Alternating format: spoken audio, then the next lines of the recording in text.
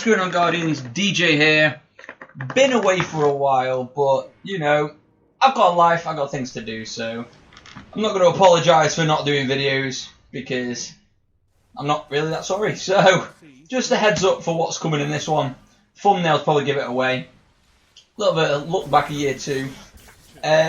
Just let you know, the gameplay, I'm not talking about the gameplay that's in the background, that's literally, I just played a couple of games Control, threw it in the background, tried to get some bounties done, used different setups, pretty bog standard / below average, so don't worry too much about the gameplay itself, just something for the background. And yeah, this is basically something that you could just whack on in the bath, having a shit, whatever you need to, have a listen, and then see if you agree or disagree, because it's literally just going to be me having a bit of chat with you guys, and then, you know, I'll hopefully respond in comments if you've got any questions or whatever. But I'm just going to put my memories of year 2 down. You know, I feel like Trials has just ended. Big statement now, and we're waiting for the 20th for the Rise of Iron. And I'm literally going to read it in the notes I made. Like, so what came to my mind first, which was the hunt for, and I think we're all susceptible to it. We've all looked for that god roll, as people like to call it, 1,000-yard stare, longbow synthesis, AS Luna, Lord High Fixer, if you're into that kind of thing. I think I've seen videos on YouTube saying, oh, this is a good way to get 1,000 yards and blah blah blah. And let's be honest, it's mainly from the engrams, but oh my days, could I have more Jabberhackies if I tried? Panteres, Tao Huayans. Like, I must have had, from engrams, 3,000-yard stairs, with worse rolls than the one that you get, the last, Last Resort and Firefly. So, they've gone to pot, they've gone into infusion. AS Lunas, you've probably seen my previous video if you're watching this video on the AS Luna that I picked up. I really enjoyed that, and I've got a Lord High Fixer with Look in the Chamber and Rifle Barrel, so happy days. But that's just something that people have really gone into. Will that come into next year? I'm not sure if in year 1 that was as big a thing, looking for the god roll, because there was so many extra perks and, you know, enhance your weapon damage and all that kind of thing. I'm not really sure it became a massive thing, but I'd, you know, obviously save them, don't make mistakes, and get rid of weapons that you're quite into, and fill up on whatever you want. If you're a hoarder, keep them, and then hopefully take them into year 3 and see, you know, if they're any good. Next thing I thought was, and it's something I've made a video on before, and it's the word grinding, and I don't mean when you're in a club with the ladies and having a nice little party. So when people say, "Oh, I'm grinding. I've got to hit the grind. # grind." All this kind of stuff. It's like, I'm just gonna. If you look up grind, right, in the definition, it suggests a lack of enjoyment over like a time period of attempting something. Now, I get what you're saying. When you say grind, I know what people mean. It means I'm going to spend a long time trying to get the thing I want. I just feel like the word itself could be changed. But that's just me personally. And then I want to talk about what it really relates to, which is like Vanguard packages. I mean, the amount of videos that go on about this week you can farm Vanguard, you can farm it. No, you've never been able to farm Vanguard, right? Regardless of what anyone says, it's like an hour per rank up. End of, right? That is not a farm. That is a grind. Doing strikes over and over again in the hope you get something good. I don't mind doing it every now and again. Bit of PvE keeps everyone happy.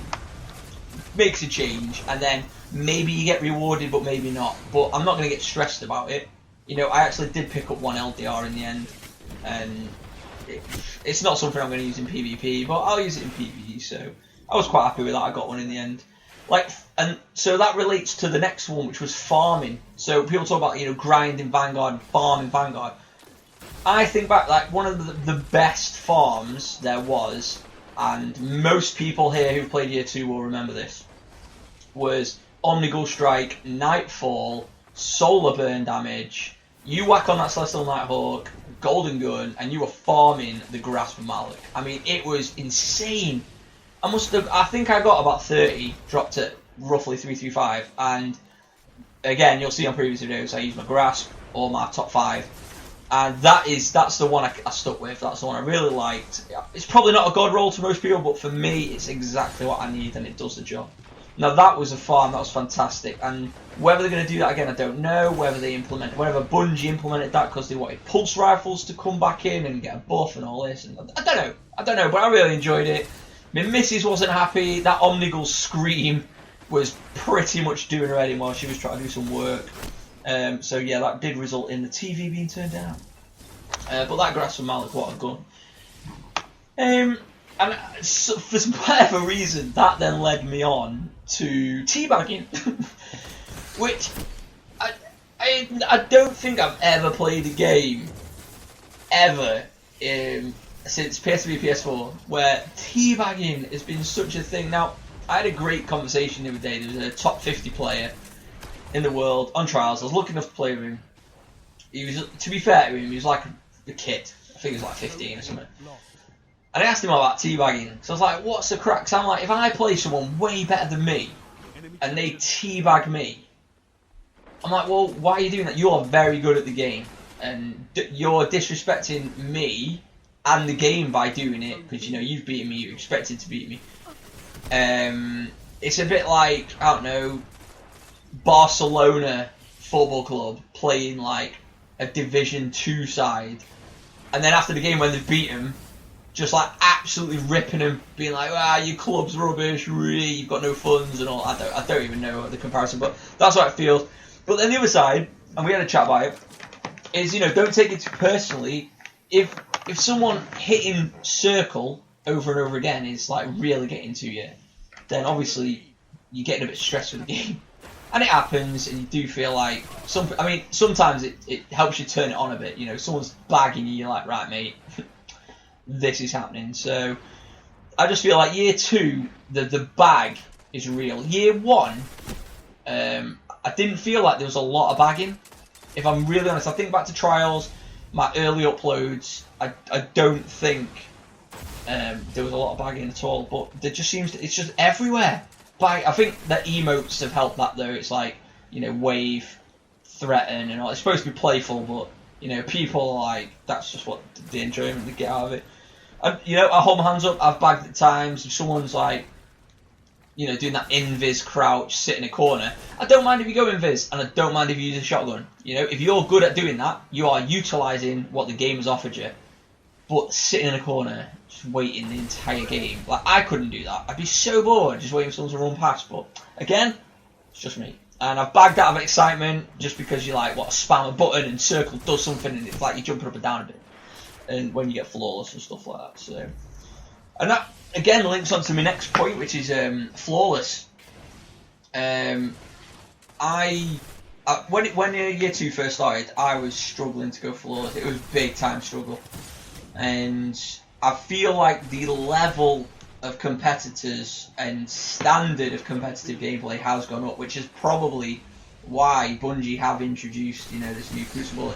It's what the big players want. They want it to be competitive. You know, I mean, this is something I want to ask you guys, which is, if you're like me and maybe say average, slightly above average, or even a bit below average, and you've got these competitive players, they want to get rid of skill-based matchmaking. So what they're basically saying is you could go into a game of Control with your like top 10 in the world. They'll get rid of the skill base. They won't chunk it together. So like the top 1,000 are in a band together, and the next 4,000 are in a band together. Just be everyone just random. You kill it Control, and then they'll throw you in with whoever wanted Control. Now whether that's what it was in year 1, I don't really know. I didn't play a lot of Control in year 1. Control Crucible in year 1, but I just worry that it could happen a lot and get quite frustrating. So I don't know. Looking forward to the fact you can organise your own games, so then that would be a bit less stressful, I'm guessing. But yeah, I did find flawless was much harder. I did worry in the first 2 or 3 weeks, hadn't gone flawless. You're seeing people with the emblem, which obviously meant a lot at the time, and then the Scarab came in, and you're just absolutely petrified. when you went into a fire team, like, oh my god, this guy has actually got the Scarab, I'm going to die. And you would, because at early doors, if you're doing that, you are very good.